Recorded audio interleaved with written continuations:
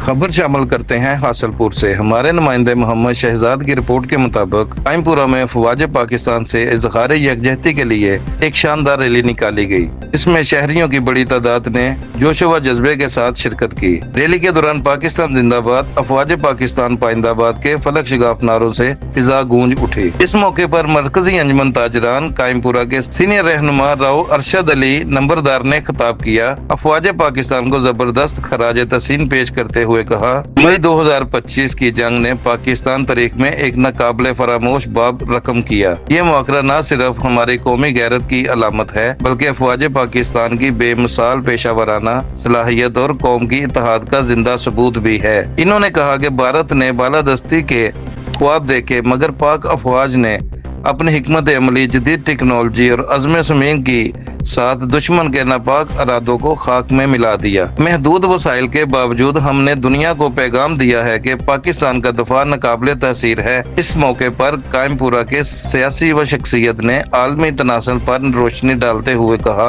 कि चीन की हिमायत ने हमारे हौसले बुलंद किए। इन्होंने इस बात पर जोर दिया कि मुल्क को साफ अस्करी ताकत नहीं बल्कि मुआशी खुद कफालत, सफारती हिकमत अमली और मुस्तहकम सियासी क़यादत की भी जरूरत है।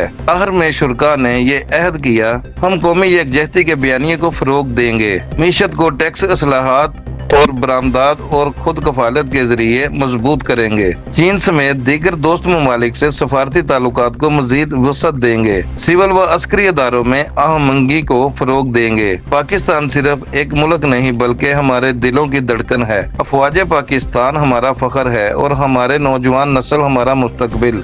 हमने जीता है और हम जीतेंगे। पाकिस्तान जिंदाबाद, अफवाज पाकिस्तान पाइंदाबाद।